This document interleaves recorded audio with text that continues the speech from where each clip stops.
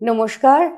অঞ্জলি মানসিক স্বাস্থ্য অধিকার সংগঠনের পক্ষ থেকে আমি রত্নাবলী আপনাদের সকলকে স্বাগত জানাচ্ছি অনুষঙ্গে রত্নাবলী রূবরুর এই পর্বে। ডিভোর্স নিয়ে যখন কথা হয় তখন আমরা দেখেছি যে একটা সম্পর্ক ভাঙার মধ্যে একটা ব্যর্থতা লুকিয়ে থাকে। আমরা যখন ডিভোর্সের কথা বলি তখন আমরা বরাবর মেয়েটিকে দোষ দিই যে নিশ্চয়ই মেয়েটির কোনো খামতি ছিল, সে নিশ্চয়ই মা হতে পারেনি, সে নিশ্চয়ই মানিয়ে নিতে পারেনি। কিন্তু কখনো কি আমরা এটাও ভেবে দেখতে পেরেছি যে আসলে এটা আত্মরক্ষার একটা কবচ হতে পারে? কখনো কি এটা ভেবে দেখেছি যে এটা আমাদের নিজেদের প্রতি নিজের দায়বদ্ধতা? আজকে মনস্তাত্ত্বিক পূর্বাপর নিয়ে আমরা কথা বলবো, আর আজকে আমাদের সাথে আছেন আপনাদের অত্যন্ত প্রিয়, আমার ভীষণ প্রিয় মনোবিদ ডক্টর অনুত্তমা বন্দ্যোপাধ্যায়। স্বাগত অনুত্তমা তোকে। Thank you. শোন, অনেক চিঠি এসছে, তো কিছু ইংরেজিতেও চিঠি এসছে, আমি হয়তো একটা চিঠি ইংরেজি পড়বো। মূলত যে চিঠিগুলো এসছে একটা হলো কোর ডিভোর্স শেমিং নিয়ে। আচ্ছা। আরেক গুচ্ছ চিঠি খুব ইন্টারেস্টিং, সেটা হলো যে আমি একবার ডিভোর্স করেছি, আমি আবার একটি বিবাহ করেছি, কিন্তু সেই বিবাহের পরবর্তী দ্বিতীয় বিবাহে আমার যা অভিজ্ঞতা সেটা খুব ভালো নয়, কিন্তু সেটা থেকে বেরিয়ে আসতে পারছি না, কারণ তাহলে আমাকে ফিরে আবার লোকে একটা তকমা দেবে, কলঙ্ক আবার জুটবে, আমি সেই ভয়তে যাচ্ছি না। এবং তৃতীয় যে জায়গাটা আমরা আলোচনা করব, যেটা নিয়ে কিছু চিঠি এসছে, সেটা হলো যে সমাজের প্রতি আমাদের কি বক্তব্য থাকবে। কারণ শুধুমাত্র যে শেমিং পারিবারিক পরিসর থেকে আসে তা তো নয়, একটা বন্ধুদের পরিসর থেকে আসে, বৃহত্তর সামাজিক পরিসর থেকে আসে। সুতরাং এইভাবে আমি একটু সাজিয়েছি। প্রথম যে চিঠিটা এসছে সেটা হলো যে মা আর আমি কিছু বছর বাবার থেকে অনেক দূরে সরে এসেছি। মা যখন দীর্ঘ 22 বছরের বিবাহিত জীবন ছেড়ে এসেছিলেন তখন সবাই মায়ের দোষ দিত, মানিয়ে নিতে পারলো না, কপালের দোষ, এই বয়সে এমন সিদ্ধান্ত ঠিক না, বেশি বয়সে সন্তানও দেখবেন না, ইত্যাদি ইত্যাদি। আমি মায়ের সিদ্ধান্ত, যিনি চিঠি লিখছেন তিনি বলছেন আমি মায়ের সিদ্ধান্তকে সাপোর্ট করি। আমি দেখেছি অনেকটাই অভিজ্ঞতা করেছি, ডিভোর্স হয়নি, আলাদা আছেন, ভালো আছেন, সমাজ বদলাতে সময় লাগবে, বদল শুরু হয়েছে, বদলটা দরকার। আমি চেয়েছি মা মা, স্ত্রী স্ত্রী, মেয়ে মেয়ে, এসবের বাইরে গিয়েও নিজের ভালো থাকা খুঁজে পাক, যেটা সংসার কোনোদিনও তাকে দেয়নি। কি চমৎকার উচ্চারণ, খুব সুন্দর। আরেকটি প্রশ্ন পড়ছি যেখানে একজন লিখছেন নাম প্রকাশে অনিচ্ছুক। আমি ছোট থেকে আশেপাশে যা দেখেছি ও শুনেছি তাতে করে শুধু ডিভোর্সই নয়, ডিভোর্সি মেয়েদেরও ব্যাকা চোখে দেখা হয়। মানে এতটাই যে এটা যে একটা জেন্ডার নিউট্রাল শব্দ সেটা বুঝতে আমার অনেক বছর কেটে যায়। আমি জানতে চাই কেন, বিষয়টা কি ভার্জিনিটির সঙ্গে যুক্ত নাকি অন্য কোনো কারণ? নিকট ভবিষ্যতে এই ডিভোর্স শেমিং কমার কি কোনো অবকাশ আছে? একটি ইংরেজিতে চিঠি পড়ছি, সেখানে উনি খুবই সুপ্রতিষ্ঠিত মাল্টিন্যাশনালে কাজ করেছেন। তার প্রশ্ন হলো যে আমি এবং আমার স্ত্রী we have been living separately for nearly 20 years, connected only through our daughter. Despite attempts, neither patch up nor divorce materialized. Held back by parental, relatives, social stigma and lack of family support and clarity on this. Even my mother, who is no more, brought forward social stigma. Sadly, we have got so habituated in our separated lives that this seems to be the new normal. New নর্মালের প্রসঙ্গটা আমার ভালো লেগেছে। আরেকজন চিঠি লিখেছেন, তিনি লম্বা একটা চিঠি লিখেছেন, তার একটা অংশ পড়ে আমি শোনাচ্ছি তোকে। মানে অনেক কিছু চাপান উত্তরের মধ্যে দিয়ে গেছেন, তারপরে উনি লিখছেন যে 6টা বছর কাটিয়ে দিলাম, কিন্তু আমি আর সহ্য করতে পারছি না। একদিন সহ্য করতে না পেরে বেরিয়ে এলাম বাবার বাড়িতে। ভেবেছিলাম যা রোজগার করি বাবা মা নিয়েই থাকবো, তাদের নিয়ে কাটিয়ে দেবো বাকিটা জীবন। কিন্তু তারা আমাকে কিছুতেই মেনে নিতে পারছেন না। বাবা কথা বলা বন্ধ করে দিয়েছেন। মা প্রয়োজনে কথা বলেন, প্রয়োজন ছাড়া কথা বলেন না। প্রসঙ্গত বলে রাখি, আমার বর আমার এই চলে আসাটাকে মানে বাইরে বলে বেড়াচ্ছে যে আমার আরেকটি সম্পর্ক হয়েছে, এবং মা বাবাকেও সেটা বিশ্বাস করিয়ে ছাড়ছেন। আমার সাথে মা বাবার কোনো কথা নেই, আমি বলতে গেলেও তারা শুনতে চায় না। আমি এখনো ডিভোর্স ফাইল করতে পারিনি, সেটা করতে গেলে বাবার বাড়ি থেকে বেরিয়ে এসে করতে হবে। খুব অসহায় লাগে, বেঁচে থাকতে ইচ্ছে করে না, কি করণীয় আমার। আর লিখেছেন, জানি চিঠিটা বড় হয়ে গেল, সমাধান পেলে উপকৃত হব। আপনাদের আরেকবার একটু অনুরোধ করি, যদি 100 শব্দের মধ্যে রাখেন তাহলে আমরা আরো অনেক বেশি চিঠি নিতে পারবো, কেমন? এইগুলোর উত্তর নিয়ে আবার পরবর্তী আরেক সেট প্রশ্নে যাই। ইনফ্যাক্ট রত্নাবলী, শেষে যে দুটো চিঠি তুমি পড়লে, একজন যিনি বলছেন যে আমার এখনো সম্পর্কের একটা ক্ল্যারিটির জায়গায় তৈরি হচ্ছে না, মানে we have been separated but neither patch up nor divorce could materialize, যিনি লিখেছেন। এবং দ্বিতীয় যে চিঠিটা এক্ষুনি তুমি পড়লে, যেখানে উনি মনে করছেন ডিভোর্স ফাইল করবার দরকার আছে, কিন্তু সেখানে পারিপার্শ্বিক যে পরিস্থিতি তাতে তিনি এখনো করতে পারছেন না, এবং তাই নিয়ে একটা দোলাচল। আমি না এই দুটোকে একটু সরিয়ে রাখবো, কারণ এরা এখনো এই পদ্ধতিটির মধ্যে ঢুকেই উঠতে পারছেন না, এবং তার সঙ্গে যা যা সংকট সেটার মধ্যে দিয়ে যাচ্ছেন। তার আগের যে চিঠিগুলো রয়েছে সেখানে সরাসরি ঘটনাটি ঘটেছে, ডিভোর্সের মধ্যে দিয়ে তারা গেছেন, এবং তারপর নানান ধরনের শেমিং, নানান ধরনের প্রতিকূলতা, নানান ধরনের উক্তি তাদের জীবনের এখন অঙ্গ। এবং আরেকজন দর্শক শ্রোতা বন্ধু যিনি লিখেছেন যে বিষয়টির মধ্যে কি একটা জেন্ডারের লোডিং আছে, এবং রত্নাবলী তুমিও শুরুতেই বলেছো যে নারীদের আলাদা করে কিন্তু তকমা দিয়ে দেওয়া হচ্ছে। ডিভোর্স শব্দটাই কি আর জেন্ডার নিউট্রাল রইল? এই প্রশ্নও কিন্তু আমাদের দর্শক শ্রোতা বন্ধুদের কাছ থেকে এসেছে। আমি না আগে এই অংশটা ধরি।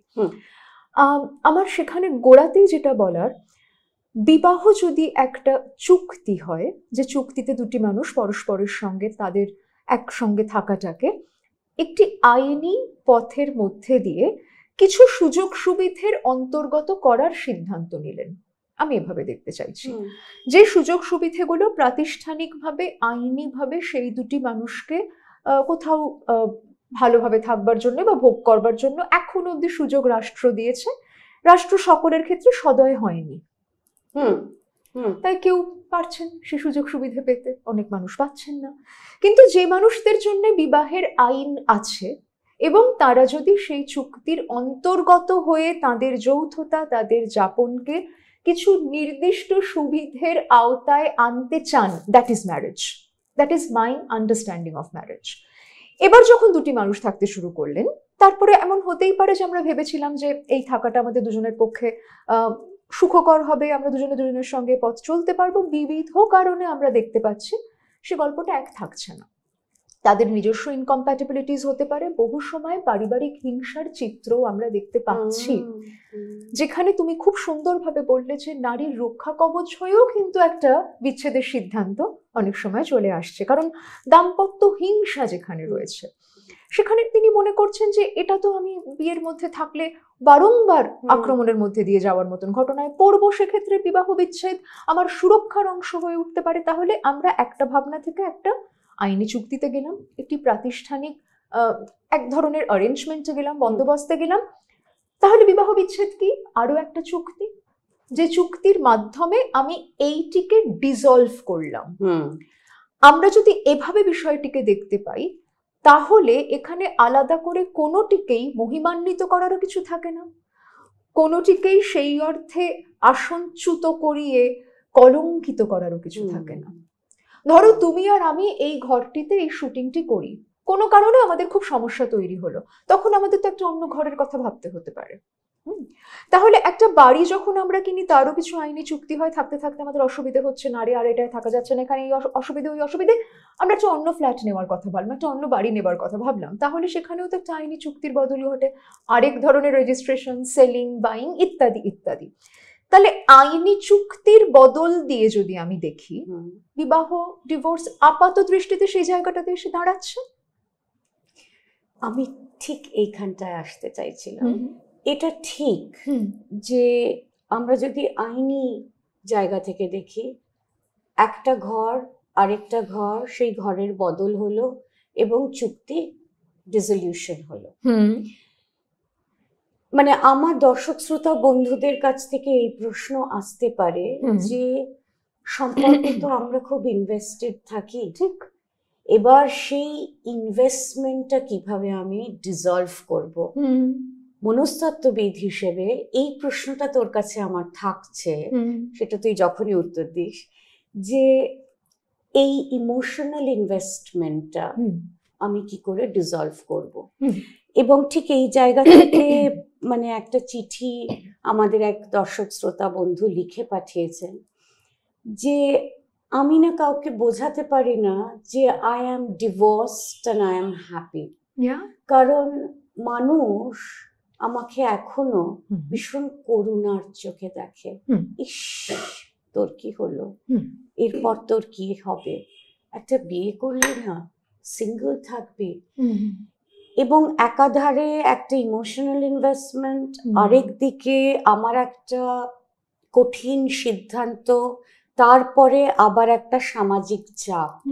এই যে ত্রিস্তরীয় একটা মানসিক চাপের মধ্যে একজন মানুষকে যেতে হচ্ছে, সেটাকে তারা হ্যান্ডেল করবেন কি করে? এই কোয়েশ্চেনটা তুই পার্ক করে রাখতে পারিস, তুই পরে উত্তর দিতে পারিস, যেহেতু আমার মাথায় এলো আমি বলে দিলাম। না, খুব ভালো করলে রত্নাবলীদি, কারণ আমার এই উত্তর শুনতে শুনতে সত্যি এই প্রশ্ন জাগতে পারে যে এই কি বলছেন, একটা বাড়ি বদল আর বিয়ে, বিয়ে ভাঙা।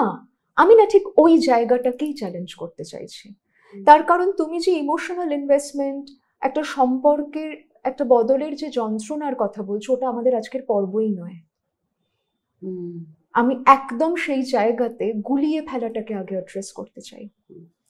আমাদের আজকের পর্বর বিষয় এটা নয় আমি বিচ্ছেদ যন্ত্রণার সঙ্গে কিভাবে কোপ করব। সে যদি আমার পর্ব হতো আমি উদাহরণ দিতাম না।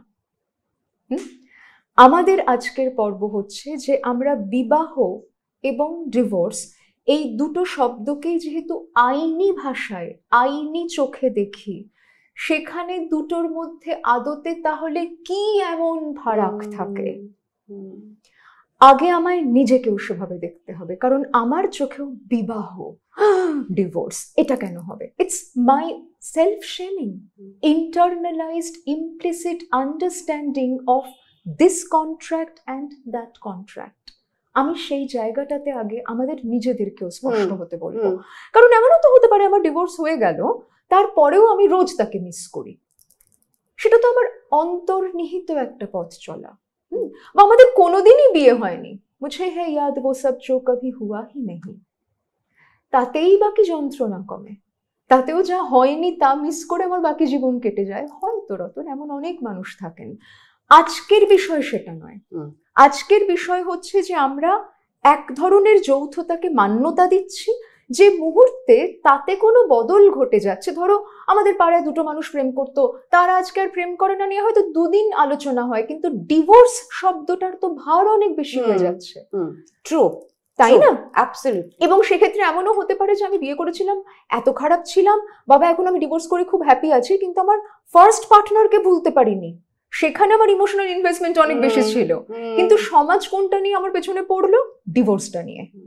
আমি ওই জায়গাটা দেখতে বলবো নিজেকেও এবং সমাজকেও, যে কেন এই শব্দটা যেটা আদতে একটি আইনি ভাষার অন্তর্গত, তার এমন ভার আমিও আমার কাছে তৈরি করছি, সমাজও আমার ঘাড়ে চাপাচ্ছে।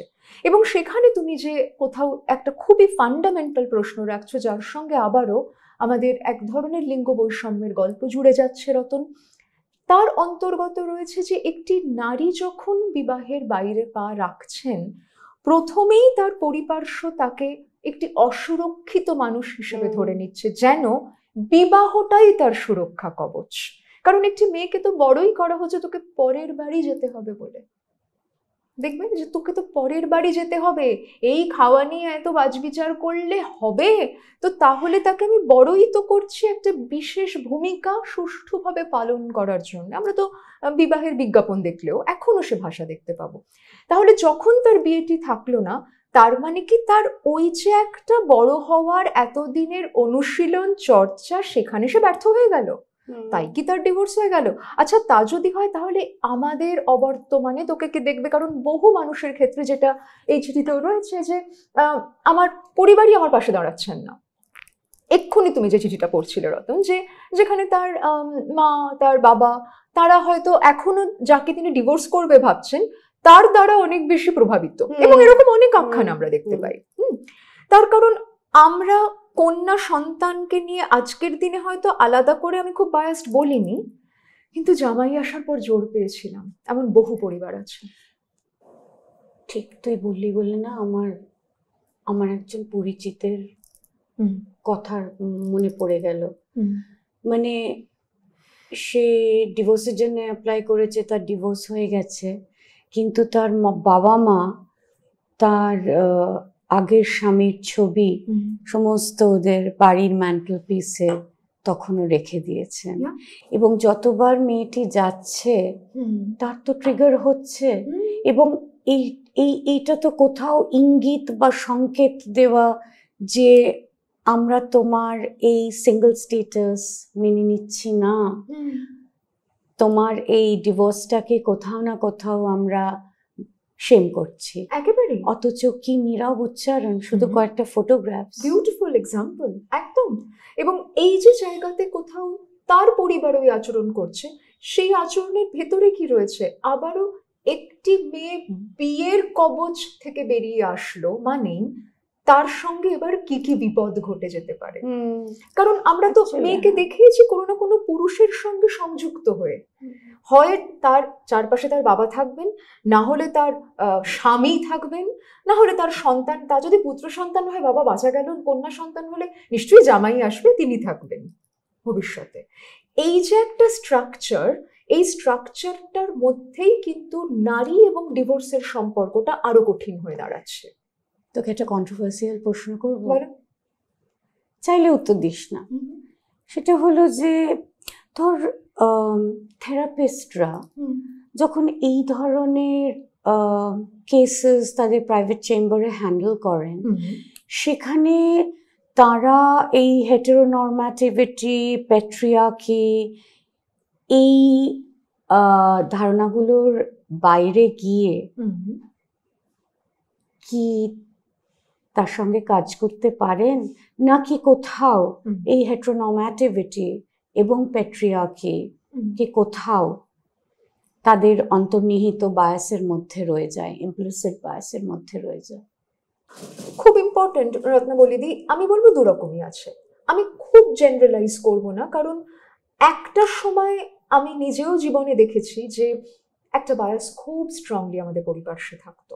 যে জন্য তুমি প্রশ্নটা রাখছো, কারণ তোমারও তো দীর্ঘ কাজ করবার অভিজ্ঞতা রতন, তাই তুমিও এই আখ্যান শুনেছো হয়তো অনেক সময়, যেখানে যিনি হয়তো মনস্তত্ত্ব নিয়ে কাজ করছেন, থেরাপিস্ট, তিনিও কোথাও একটা ওই কোন ক্রমে বাবা ঠিকঠাক করে দাও, বিবাহটা থেকে যাক, এই প্রক্রিয়ায় নিজেকেও কোথাও নিযুক্ত করে ফেলছেন নিজস্ব কিছু যুক্তি দিয়ে।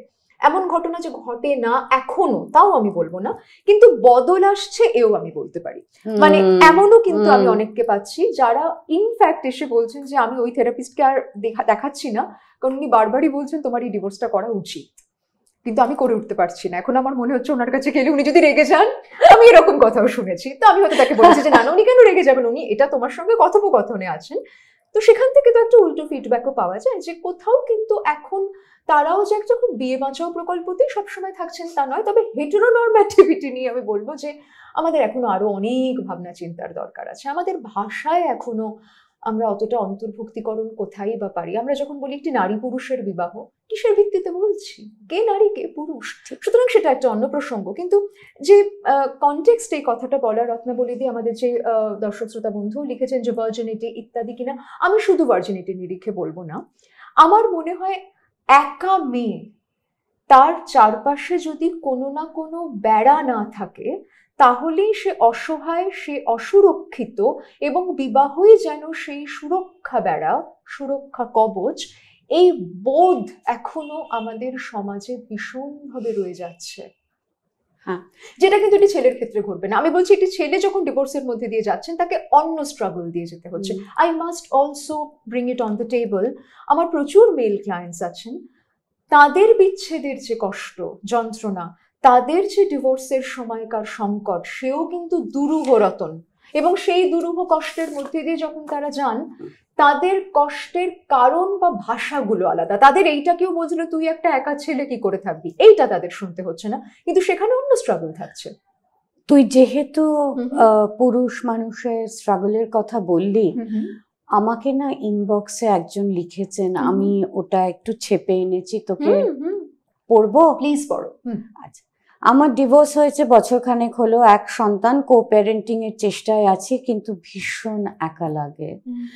মানসিকভাবে খুব খারাপ অবস্থার মধ্যে দিয়ে যাচ্ছি, কাউকে বলার সাহস পাইনি। শেষমেশ কলকাতার এক মেন্স রাইটস গ্রুপের কাছে যাই একটু সমর্থন পাবো ভেবে, কিন্তু ওখানে গিয়ে যা পেলাম তা আরো ভয়ঙ্কর।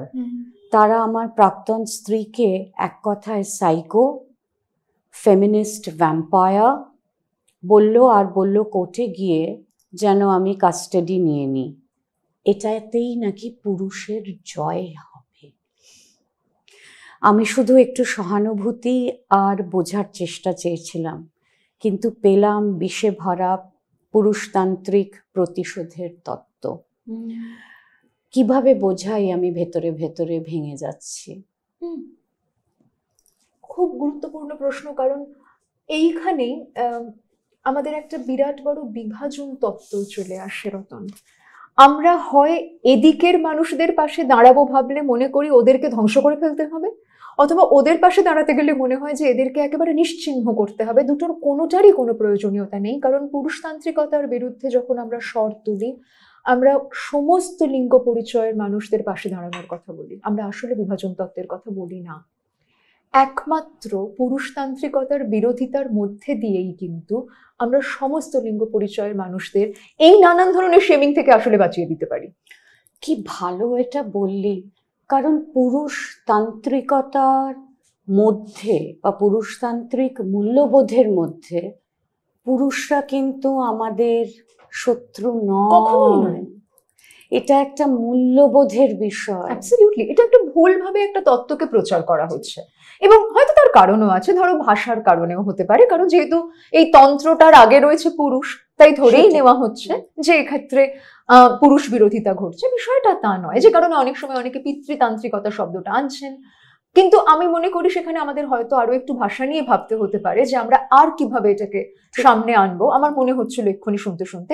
কিন্তু এই যে মানুষটি চিঠি পাঠিয়েছেন তোমাকে ইনবক্স করে, আমি বহু সময় আমার অনেক মেল ক্লায়েন্টসদের ক্ষেত্রে দেখেছি যে কাস্টাডি নিয়ে তাদের তো সত্যি একটা বড় যন্ত্রণার সংকটের জায়গা থাকে। এমন কথাও তারা বলেছেন যে আমি ডিভোর্স করেছি এবং আমি জানি কাস্টাডি আমি নেব না, কারণ ওর মায়ের কাছেই ও সবচেয়ে ভালো থাকবে, কিন্তু আমি তো ওকে খুব মিস করি, আমিও তো বাবা, সে যন্ত্রণা আলাদা। সুতরাং আমি বলতে চাইছি যে ডিভোর্সের পরিপার্শ্বের যে ইমোশনাল স্ট্রাগল রতন, প্রত্যেকটি ব্যক্তি আলাদা আলাদা ভাবে সেখানে তার তার পথে হাঁটছেন। এই গল্প কারুর জন্য সহজ নয়, একটা কোনো পর্যায়ে সকলের জন্য কঠিন থেকেছে। যিনি বলছেন আই এম হ্যাপি টুডে, কোনো একটা সময় তিনি অত হ্যাপি হয়তো ছিলেন না, আজ হয়তো হ্যাপি। কিন্তু আবারও ফিরে আসি আমাদের মূল বিষয়টিতে, সমাজ এখানে কি করছে?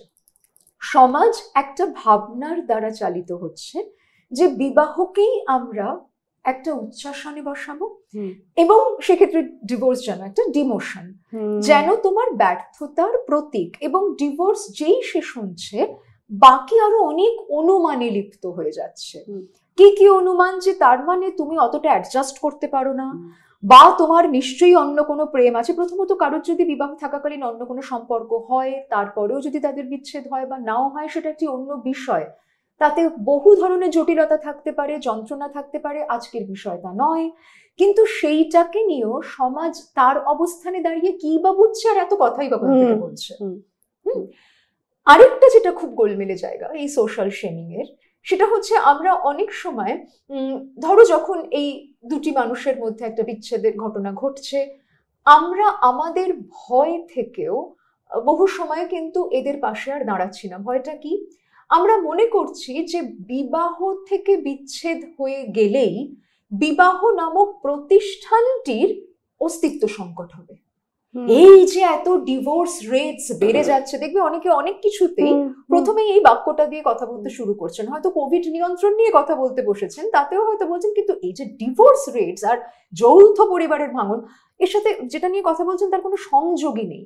কিন্তু আমি দেখেছি বহু মানুষের আসলে যেটা নিয়ে তার অসুবিধে আছে, সব কথাতে সেটা গোজার একটা প্রবণতা তারা রাখেন। সেখানে না এই ডিভোর্সটাকে একটু ছোট্ট করে ব্লেম করে নিয়ে মূল কথায় যাব, এইটা কিন্তু সমাজ করে।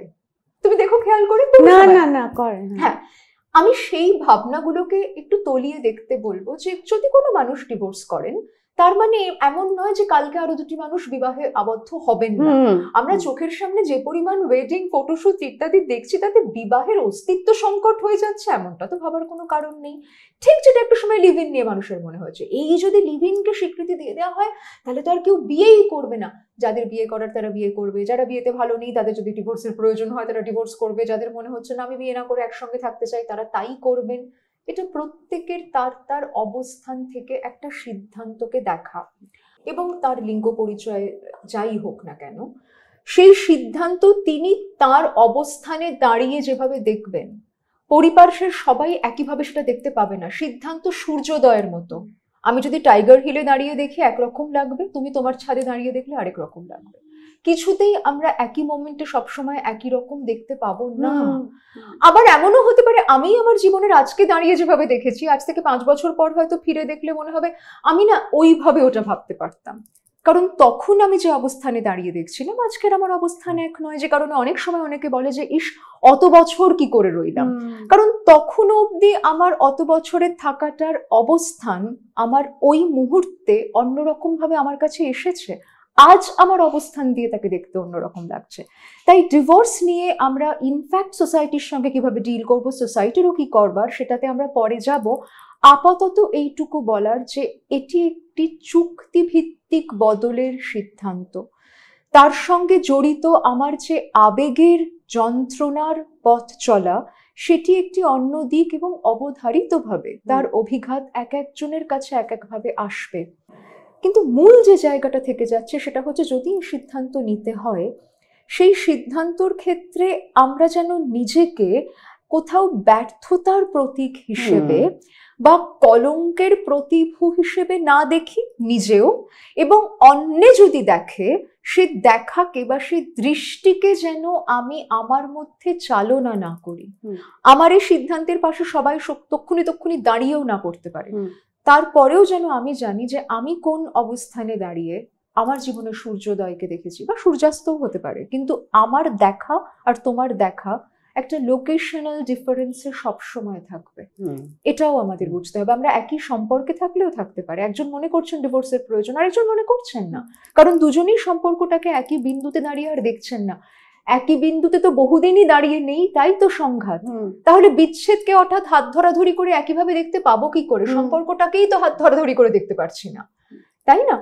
এবার ক্ল্যারিটির প্রশ্নটাতে আসি রত্নাবলী। ওই চিঠিটিকে একটু আলাদা করে অ্যাড্রেস করতে চাইবো, যেখানে তিনি বলছেন যে আমরা না সেই অর্থে সেপারেটেড হয়েছি, আমরা আলাদা থাকি কিন্তু ডিভোর্সড হইনি, এবং আমরা বিবাহতেও সেইভাবে নেই, কিন্তু একটা ক্ল্যারিটির অভাব বরাবর রয়ে যাচ্ছে। একটু ইন্টারাপ্ট করি? হ্যাঁ হ্যাঁ হ্যাঁ, বলো।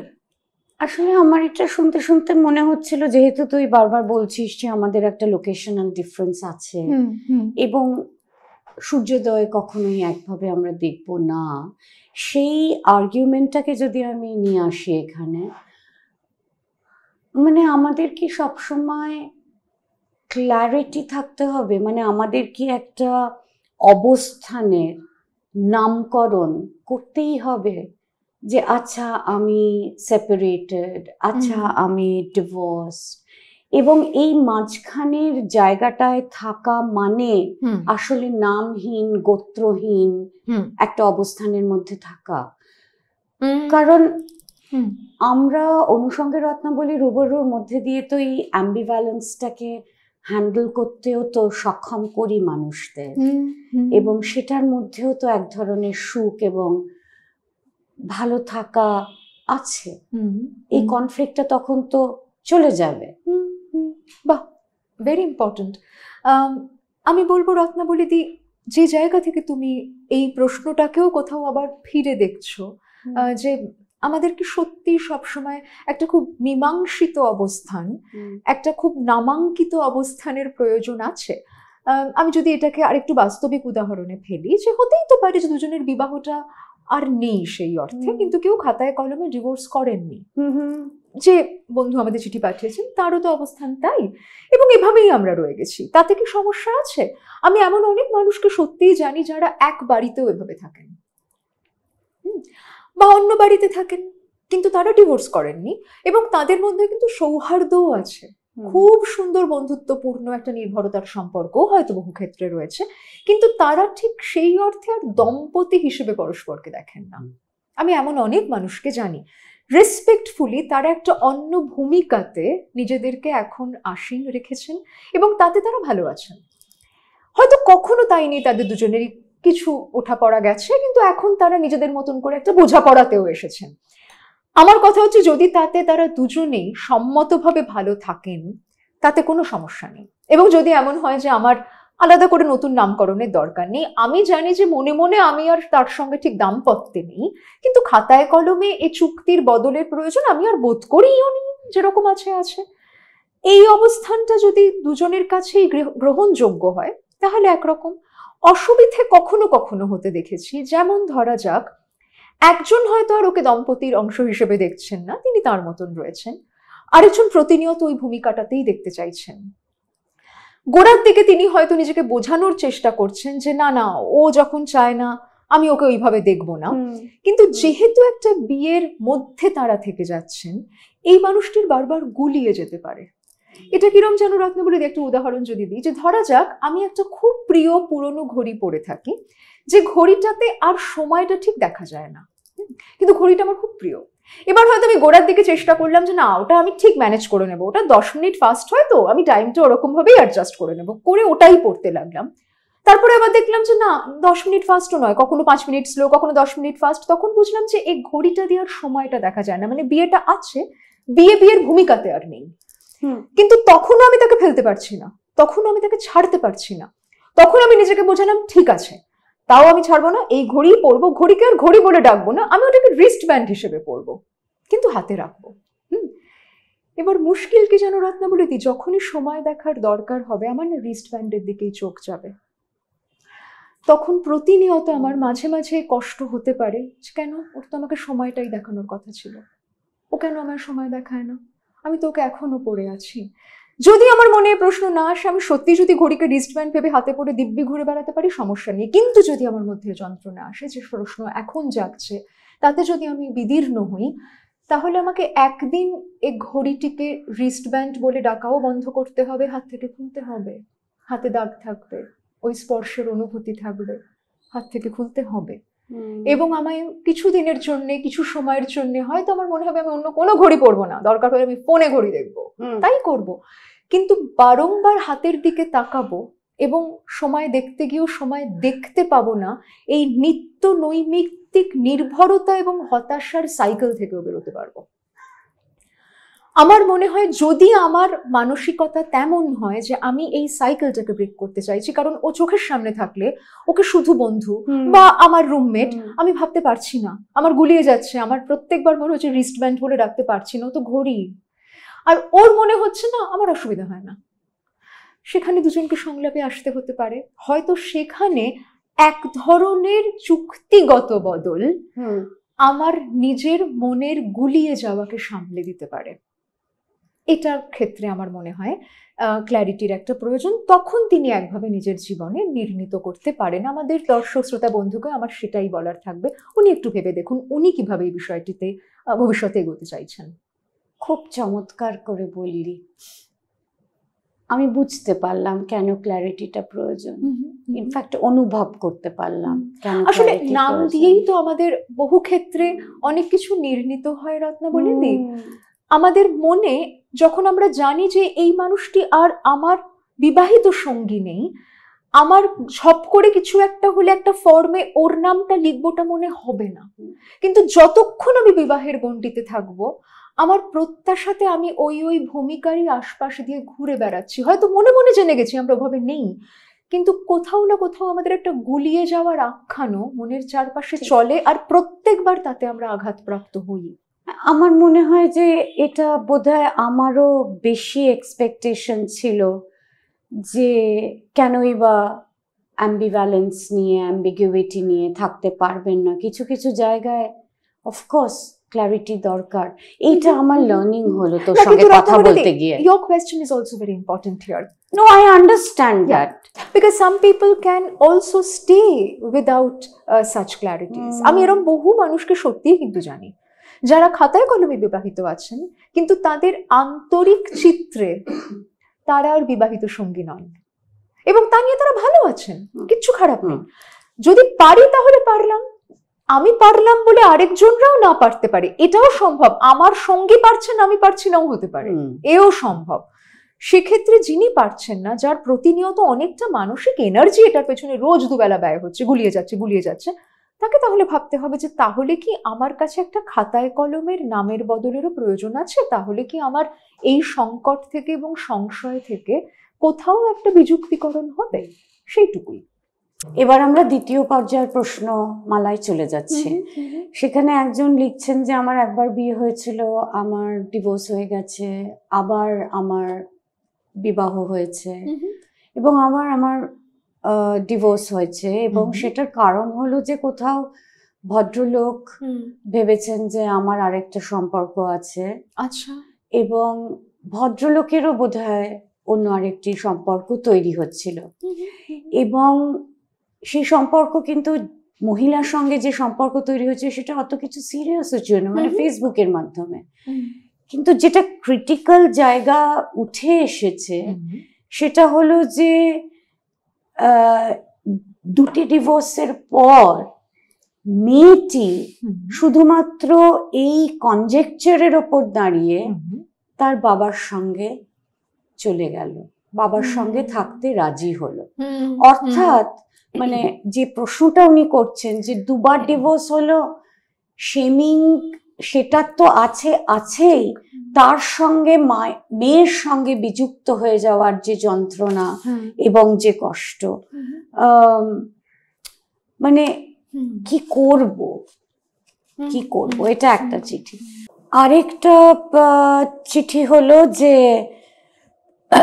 প্রথমটা ভালোবেসে বিয়ে, ডিভোর্স, দ্বিতীয়টা 33 বছর বয়সে আবার সেটা অ্যারেঞ্জ ম্যারেজ, কিন্তু সেখানেও তিনি অখুশি, কারণ এবং 8 বছরের মেয়ে আছে, কারণ সেখানেও একটা পারিবারিক হিংসার ইতিহাস রয়েছে, এবং আর তিনি দ্বিতীয়বার ডিভোর্সের মুখোমুখি হতে চাইছেন না, কারণ ভয় পাচ্ছেন শেমিং এর, কিন্তু বাড়িতে উনি অত্যন্ত মানে অখুশি, এবং সেই সঙ্গে ওনার মেয়ে আছে, উনি চাইছেন না যে মেয়ের ওপরে এই গোটা ডিভোর্সের যে কলঙ্ক সেটার অভিঘাত এসে পড়ুক, এবং এই যন্ত্রণাতেও আমি মেয়েকে ঠেলে দিতে পারবো না তিনি বলছেন। যদি একই বাড়িতে থেকেও মানসিকভাবে আমি নিজে খানিকটা দৃঢ় হতে পারি তাহলে কষ্টটা অনেক কম হয়। আমি ভুল করলাম কি একটু বলে দেবেন?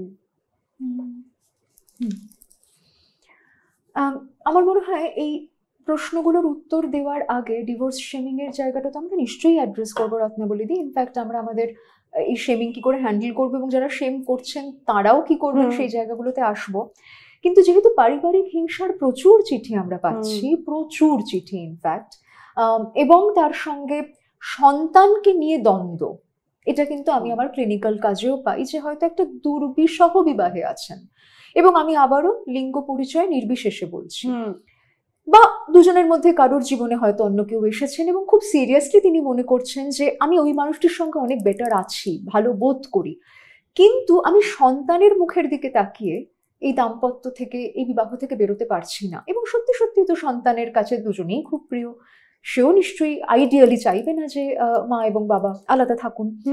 সেইটা নিয়ে তাদের মধ্যে একটা গভীর অপরাধবোধ, যন্ত্রণা এবং দ্বিধা কাজ করছে। এই অংশটা নিয়ে আমার মনে হচ্ছে রত্নাবলীতে আমাদের বোধহয় একটা আলাদা পর্ব কখনো রাখতে হবে, যে যদি ডিভোর্সও করি সন্তানের সঙ্গে তাই নিয়ে কিভাবে সংলাপ স্থাপন সম্ভব। এর পরের এপিসোডটা আমার মনে হয় সেটা আমরা রাখি, কারণ সেটা না একটা খুব আলাদা বিষয় এবং তাতে আরো অনেকগুলো দিক নিয়ে কথা বলবার থাকবে। ডিভোর্স শেমিং এর সঙ্গে সেটা সরাসরি সংযুক্ত নয়, এবং পারিবারিক হিংসার যে জায়গাটি উঠে আসছে এবার এই দুটো চিঠির নিরিখে যেটা বলার, পারিবারিক হিংসার যে আইন রয়েছে, এবং তুমি সেটা আমার থেকে অনেক ভালো জানো রত্নাবলীদি, আমি তোমার কাছে একটু প্রশ্ন রাখবো, তুমি যদি একটু আমাদের দর্শক শ্রোতা বন্ধুদের আশ্বস্ত করো যে সবসময় তাকে ডিভোর্স করতে হবে না, একটি মেয়ের নিজের কি কি আইনি সুবিধে রয়েছে যেখানে তিনি পারিবারিক হিংসে রদ করেও রেসিডেন্স রাইট নিয়ে নিজের সুরক্ষা নিশ্চিত করে একটি বাড়িতে থাকতে পারেন। তুমি যদি একটু জানান দাও, কারণ এই প্রশ্ন জাগে যে আমার আর্থিক জোর নেই, তাহলে কি আমাকে এই বাড়িতে পড়ে পড়ে এভাবে যন্ত্রণার মধ্যে দিয়ে, আক্রমণের মধ্যে দিয়ে যেতে হবে? তুমি যদি সেই জায়গাটা একটু ছুঁয়ে যাও। ঠিক, আমি খুব ডিটেলে এটা বলতে চাই না, কারণ তাহলে আমাদের ডিভোর্স শেমিং থেকে আবার প্রসঙ্গ বিচ্যুত হব। যেটা বলার, যে যারা গার্হস্থ্য হিংসার মুখোমুখি হচ্ছেন তাদের জন্য প্রথম কথা, সরকারি স্তরে প্রোটেকশন অফিসার আছেন, তাদের সঙ্গে যোগাযোগ করতে পারেন। দ্বিতীয় হলো, প্রচুর অসরকারি সংগঠন আছে, তাদের সঙ্গে আপনারা যোগাযোগ করতে পারেন। কারণ আমরা সবাই এখন জানি যে রাইট টু ম্যারাইটাল রেসিডেন্স বলে একটা ক্লজ আছে। প্রশ্নটা হলো যে সবসময় যে আইনের মধ্যে দিয়ে গিয়ে বিচ্ছিন্ন হতে হবে এমনটা নয়।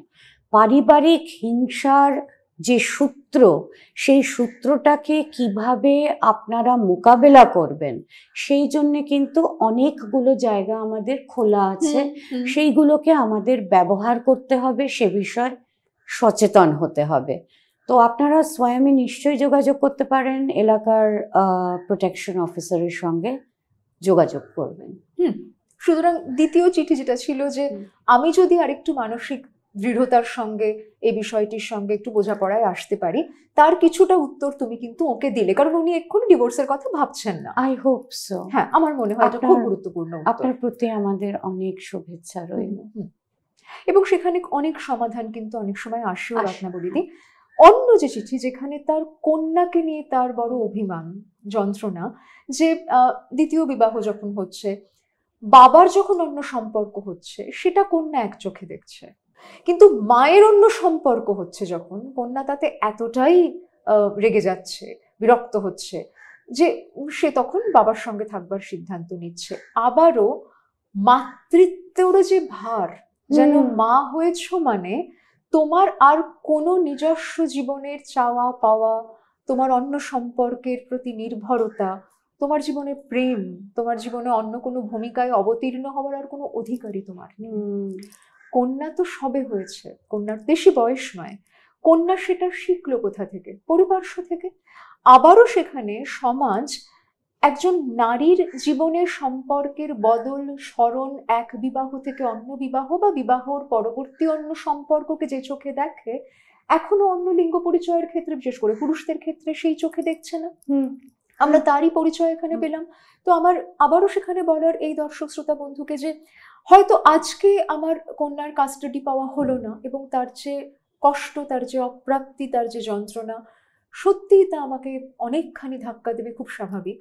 কিন্তু কখনো যদি ভবিষ্যতে আমরা এই পর্ব রাখবো, আশা করি যে আমরা আমাদের সন্তানের সঙ্গে আর কিভাবে এই সংলাপের দরজা খুলতে পারি এবং বারবার সেই দরজাকে আরো মজবুত করবার প্রক্রিয়া চালিয়ে নিয়ে যেতে পারি। কাস্টাডির ওপরেই শুধুমাত্র তার আর আমার সম্পর্ক দাঁড়িয়ে আসলে থাকে না। বহু সময় আমরা এমনও দেখেছি যে ব্যাগ গুছিয়ে চলে গেছিল যার সঙ্গে, সে ছোট্ট মানুষ, তার তখন হয়তো চারপাশের কথা শুনে প্রভাবিত হয়ে গেছে, মনে হচ্ছে হ্যাঁ বাবাই ভালো মা খারাপ, সে গল্পও বদলে যেতে পারে। এমনও হতে পারে তার মাঝে মাঝে ওখানে থাকতে ইচ্ছে করে, মাঝে মাঝে এখানে থাকতে ইচ্ছে করে, খাতায় কলমে হয়তো একজন কাস্টডি পেয়েছেন। এমন ঘটনাও আমরা ঘটতে দেখেছি। এবং কোনো একদিন গিয়ে সে আর কাউকে ভিলেনও বানায় না। মায়ের জীবনেও যদি অন্য কেউ থাকে, সেই কাকুর সঙ্গে বা সেই পিসির সঙ্গেও একরকম সম্পর্ক হয়। বাবার জীবনেও যদি অন্য কেউ থাকেন, সেই মামার সঙ্গে বা সেই মাসির সঙ্গে বা সেই মায়ের সঙ্গে আরেক রকমের সম্পর্ক হয়। দিস ইজ পসিবল, একেবারে ইম্পসিবল নয়। হয়তো ভবিষ্যতে কখনো সেই নিয়েও আমরা কথা বলবো। নিশ্চয়। এবারে একটা বড় জায়গা এবং গুরুত্বপূর্ণ জায়গায় আসছি, যে আমরা এবারে একটু পরিবার থেকে সরে আমরা একটু সামাজিক স্তরে যাই, যেখান থেকে শেমিং আসে, এবং শেমিং এর নানান চলন আমরা দেখি, নানান ভাষা আমরা দেখছি। মানে আমি একটা ঘটনার কথা এবং ব্যক্তিগত অভিজ্ঞতার কথা আপনার সঙ্গে শেয়ার করে নিতে চাই। সেটা হলো যে আমার এক দম্পতি বন্ধু, অত্যন্ত আমার ক্লোজ তারা ছিলেন, এবং কোনো কারণে তাদের সেই দাম্পত্য ভেঙে যায়। এবার এই দাম্পত্যের সময় তো প্রচুর বন্ধু বান্ধব একত্রিত হন, ওনার বন্ধু, আরেকজনের বন্ধু, কমন বন্ধু। এবারে যেটা হতে লাগলো যে যখন দাম্পত্য ভেঙে গেল, তখন ধর এর বাড়িতে নিমন্ত্রণ, ওর বাড়িতে নিমন্ত্রণ, তখন ধরে নেওয়া হচ্ছে যে আসলে আমি যদি একজনকে নিমন্ত্রণ করি তাহলে অন্যজনের ভীষণ খারাপ লাগবে, এবং তাকে আমি নিমন্ত্রণ করছি না। এবং এটা বারংবার ঘটছে, এবং কখনো কখনো টেলিফোনে সেটা একে অপরকে, তাদের বন্ধুর যে দল, তারা জানাচ্ছে যে আমার বলতে একটু খারাপ লাগছে, কিন্তু আমাকে না আজ অমুকে বাড়িতে নেমন্তন্ন করেছে। মানে এটা হয়তো খুব বিনাইন একটা উচ্চারণ, না খুব ইম্পর্টেন্ট, কিন্তু ভীষণ ক্রিটিক্যাল একটা উচ্চারণ। এবং এই জায়গায় আমি না তোর লেখা একটু রেফার করতে চাই। আমি সচরাচর তো কবিতা পাঠ করি না, কারণ আমার তো অর্ধেক কিছু মনে থাকে না, কিন্তু অনুত্তমার মার্জিন থেকে বিচ্যুত বইটি আমি অনেকবার পড়েছি। ওটা আমার খুব প্রিয় বই, কারণ তখন আমার অনুত্তমার সাথে সবে আলাপ হয়েছে, আর আমি তো খুব মুগ্ধতায় ছিলাম, এখনো আছি। তো সেখান থেকে 3টা লাইন একটু পড়ছি। রোগগ্রস্ত দিন, জ্বর, গায়ে ফিরছে বাড়িতে, এমনকি বন্ধুরা তাকে আর প্রথম সারিতে বসতে বলে না। প্রান্তিক এই পথে ইদানিং ওষুধ ফলে না। মার্জিন থেকে বিচ্যুত লেখার সময় আমার অনেক ব্যক্তিগত মুহূর্ত, অভিজ্ঞতার কথা আমি সেখানে লিখেছিলাম, এবং আজকে যে বিষয়টি নিয়ে আমরা আলোচনা করছি, আমি নিজে তার শরিক হয়েছি এক সময়, তুমি জানো। আজ ফিরে দেখলে হয়তো যারা তখন সেটাতে অংশগ্রহণ করেছিলেন তাদের আচরণকে অন্যভাবে বুঝিও, সবসময় যে তাদের খুব দায়ীও করি তা নয়, কিন্তু তখন খুব কষ্ট হয়েছে যেখান থেকে এই লাইনগুলো এসেছে। যে কনটেক্সটটা তুমি আনছো, দিস ইজ ভেরি ইম্পর্টেন্ট, কারণ অনেক সময় এমন হয় যে আমাদের সঙ্গে সে আচরণ অন্য বন্ধুরা করছে, কখনো আমরাই সেই কনফিউজড বন্ধুরা, বুঝতে পারছি না, এই শোন ওদের তো এখন ব্রেকআপ, ওদের তো এখন ডিভোর্স, তাহলে একে ডাকলে কি ওকে ডাকা যাবে? আমি না এই উত্তরটা তাই দুতরফের হয়েই বলবো। প্রথম কথা হচ্ছে, এই যে অভিজ্ঞতাগুলোর মধ্যে দিয়ে মানুষ যান, বিশেষ করে তারা যখন বিচ্ছেদের মধ্যে দিয়ে যাচ্ছেন, আমাদের বুঝতে হবে তারা প্রত্যেকে খুব সংবেদনশীল হয়ে আছেন। অন্য কোনো সময় আমি কাকে নিমন্ত্রণ করলাম, কাকে নিমন্ত্রণ করলাম না, এটা হয়তো তারা ওভাবে দেখবেন না, কিন্তু যেহেতু ওই মননটাই খুব সংবেদনশীল, তিনি যখন চারপাশ থেকে নানান প্রতিকূলতার মুখোমুখি হচ্ছেন, বারংবার হচ্ছেন, এই ছোট ছোট ডিভিয়েশনসগুলো তাকে অনেক বেশি আঘাত করবে। আমি এরকম ঘটনাও জানি অনেক ক্ষেত্রে ঘটেছে, যেখানে হয়তো কেউ মনে করেছেন যে আমার ওই বান্ধবীর যখন ডিভোর্স চলছে, আমি তাকে আমার বাড়িতে ডাকবো না, কারণ আমার শাশুড়ি খুব রক্ষণশীল, ওকে ওর ম্যারিটাল পার্টনারের সঙ্গে যদি না ডাকি উনি হয়তো বুঝে ফেলবেন, তার ফলে ওর মনে হতে পারে যে আমি খারাপ বন্ধুদের সঙ্গে মিশি। তখন আমার সঙ্গে আমার শাশুড়ির এমনি গোলমেলের সম্পর্ক আরো খারাপ হয়ে যাবে। সেই ভেবে সে তার যে বন্ধুটি ডিভোর্সের মধ্যে দিয়ে যাচ্ছে তাকে হয়তো ডাকলো না। এবার সেই বন্ধুর কাছে কিন্তু এই মোমেন্টে দাঁড়িয়ে এক বড় আঘাত, কারণ তিনি বুঝতে পারছেন যে এইগুলো মাইক্রো ডিসক্রিমিনেশন, খুব বড় বড় কিছু নয়। কোথাও থেকে তিনি জানতে পারছেন যে তাকে আর সেভাবে ঠিক আগের জায়গাটা দেওয়া হচ্ছে না। বা আমি তোমাকে আরেকটা সোশ্যাল শেমিং এর উদাহরণ দিই রতন। ধরো আমাদের অনেক স্ত্রী আচার, বিয়ের, পুজোর, সেখানে তো বিবাহকে খুব গ্লোরিফাই করা হয়। দুদিন আগেও যাকে হয়তো সেখানে 5 জন এও স্ত্রীর অংশ করা হয়েছে আর তার ডাক পড়ে না। আমি একটা উদাহরণ হিসেবে এটা রাখছি। এবার সেইখানেও কোথাও আমরা বিবাহকে আর শুধুমাত্র তোমার আমার সম্পর্কের বিচ্ছেদ হিসেবে দেখতে পাই না। বিবাহ একজন নারীর অনেক আলংকারিক প্রমোশন হয়ে দাঁড়ায়। দেখবে খেয়াল করে যে মুহূর্তে একটি বিবাহ ঘটে, ওই দিনটিতে, বিবাহের দিন যে পরিমাণ অ্যাটেনশন আমরা পাই, ওই পরিমাণ অ্যাটেনশন সারা জীবন আর কোনো কিছুতে পাওয়া যায়? আমার তো মনে পড়ে না আমার যেদিন পিএইচডি অ্যাওয়ার্ডেড হয়েছিলাম সেদিনও অত অ্যাটেনশন পেয়েছিলাম বলে। এখানেও আমাদের অনেক কিছু জুড়ে থাকে। ওই অত পাওয়া থেকে ডিভোর্সের দিকে তাকালে মনে হয় এটা একটা অন্ধকার ঘর, কিচ্ছু নেই। ফলে এক দিকটাকে যদি আমরা একেবারে ভরিয়ে রাখি, তখন অন্য দিকটা আমাদের আরো অনেক বেশি শূন্যতার মুখে দাঁড় করায়। সেটা আর শুধুমাত্র দুই ব্যক্তির বিচ্ছেদের শূন্যতা নয়, এক সামগ্রিক শূন্যতার বোধ। এবং সেখানে এই আচরণগুলো তখন আরো অনেক বেশি আমাদের দগ্ধ করে। আমি প্রথমেই বলবো, যারা ডিভোর্সের মধ্যে দিয়ে যাচ্ছেন এবং পরিপার্শ্বে এই ধরনের আচরণের মধ্যে দিয়ে তাদের যেতে হচ্ছে, যদি তারা মনে করেন তারা নিজেরা তাদের বন্ধুদের সঙ্গে, আত্মীয়দের সঙ্গে কিছু কিছু ক্ষেত্রে ক্লিয়ার কমিউনিকেশনে যান। আমি তোমার কথা এখানে একটু উল্লেখ করবো রত্নাবলীদি। আমি জানি তুমি বহু সময় তোমার জীবনে বন্ধুত্বের ক্ষেত্রেও খুব ক্লিয়ার কমিউনিকেশন রেখেছো। তুমি জানান দিয়েছো যে আমার জীবনে এই সময় এই বন্ধুর সঙ্গে আমি এই মুহূর্তে সোশ্যাল স্পেস শেয়ার করতে পারবো না। এবং আমি তোমার থেকেও এটা শিখেছি রত্নাবলীদি, যে সেখানে যখন তুমি খুব ক্লিয়ারলি সেটা আমাকে জানাচ্ছ, আমি জানি যে সেই বন্ধুর সঙ্গে আমার আলাদা সম্পর্ক থাকতে পারে, কিন্তু এই অনুষ্ঠানটিতে তিনি যদি আসেন, রত্নাবলীদি কিন্তু জানিয়েছেন উনি আসবেন না। আমার জন্য কিন্তু এ কথা কখনো রত্নাবলীদি বলে দিচ্ছেন না তুমি ওর সঙ্গে বন্ধুত্ব রেখো না, কিন্তু জানান দিচ্ছেন এই ধরনের প্রেক্ষিতে আমি এই মুহূর্তে অংশীদার হব না। আমার বক্তব্য হচ্ছে, আমরাও যদি এই ক্ল্যারিটি অফ কমিউনিকেশন কিছু কিছু ক্ষেত্রে আনতে পারি, অথবা অন্যটা, যে শোন আমাদের ডিভোর্স হচ্ছে বটে, বা আমরা একসঙ্গে আর থাকি না বটে, কিন্তু আমাদের মধ্যে না ভীষণ ভালো সম্পর্ক আছে, তো এটা ভাবার দরকার নেই যে তুই ওকে ডাকলে কাকে ডাকবে, আমরা দুজনেই আসবো। এবং আমি সত্যিই এমন অনেক কাপলকে জানি যাদের এখন হয়তো সেই অর্থে বিবাহ নেই, কিন্তু তারা অনেক পারিবারিক অনুষ্ঠানে, তারা অনেক বন্ধুদের জন্মদিনে তারা একসঙ্গেই যান, একসঙ্গেই ফেরেন। তাদের মধ্যে সেখানে নিজেদের ক্লিয়ার আন্ডারস্ট্যান্ডিং আছে, এবং পরিপার্শ্বরও সবসময় সেটা মনে রাখবার প্রয়োজন নেই। কিন্তু আমি বলবো সেখানে একটু কমিউনিকেশনের ক্ল্যারিটি থাকুক। আর যেখানে এত কমিউনিকেশন নেই, আদতেই ডিসক্রিমিনেশন আছে, একদম সরাসরি প্রান্তিক এই পথ তৈরি হয়ে আছে। এবং সেখানকার যে যে অভিজ্ঞতাগুলোর মধ্যে দিয়ে আমরা যাই, আমাদের যেতে হয়, আমি ব্যক্তিগতভাবেও যখন সেই দিকে ফিরে তাকাবো, ফিরে দেখছি, আমি বলবো যে এখন যেটা আমাকে খুব কষ্ট দিচ্ছে, যা বারংবার বলে আসি, সেই কষ্টের ভারও ধীরে ধীরে লঘু হতে হতে যায়, ডাইলিউটেড হতে হতে যায়। 2, প্রান্তিক এই পথে যেমন কিছু পুরনো বন্ধু ঝরে যায়, কিছু নতুন বন্ধু তৈরি হয়, যেমন রত্নাবলীদি। এই যে উনি বললেন যে ওই সময় আমার সঙ্গে তোর পরিচয় হয়েছিল, আরো অনেকেরই সেই সময় আমার সঙ্গে জীবনে পরিচয়, এবং তাদের নতুন করে উন্মোচিত হওয়া, এও শিখেছি রতন নিজের জীবন দিয়ে।